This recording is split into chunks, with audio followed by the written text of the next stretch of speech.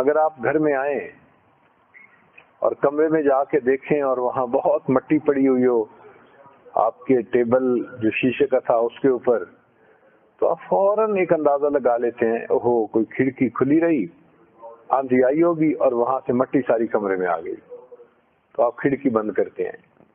اسی طرح انسان کا دل، اس کے اللہ نے 4 دروازے بنائے ہیں، 4 کھڑکیاں بنائی ہیں۔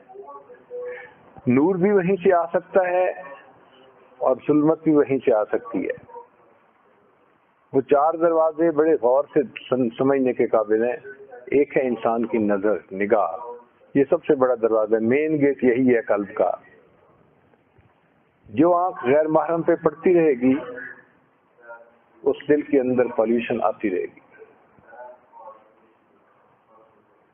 پھر دوسرا ہے انسان کے کان، کان میں اگر خلاف شرع باتیں آتی رہیں گی، موسیقی سنتا رہے گا تو وہاں سے بھی ظلمت آتی رہے گی۔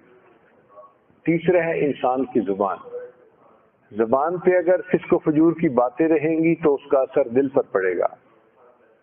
اور چوتھا ہے انسان کا دماغ، سوچ، جیسے خیالات رہیں گے ان خیالات کا اثر انسان کے دل پر ہوتا ہے۔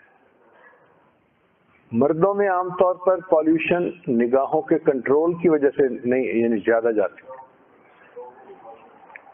اور عورتوں میں زیادہ پالیوشن دماغ کے راستے سے جاتی ہیں کہ ان کو پرانے گزرے ہوئے اوقات میں جو بھی ہوتے ہیں وہ اس کی سوچیں سوچتی ہیں، فینٹیسی، اور اس سے ان کے دلوں میں ظلمت جاتی ہے اور اس کو وہ گناہ بھی نہیں سمجھتی۔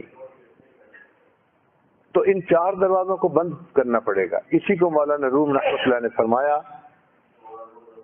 چشم بندو گوش بندو لب بند، گر نہ بینی سر حق برما بخند۔ اگر تو حق کا راز نہ پائے تو میرے اوپر ہنسی کرنا۔ ان 3 چیزوں کو بند کر لے۔ تو ہمیں ان دروازوں کو بند کرنا پڑے گا تاکہ دل میں پالیوشن نہ جائے اور دل میں گناہوں کا اثر نہ ہو۔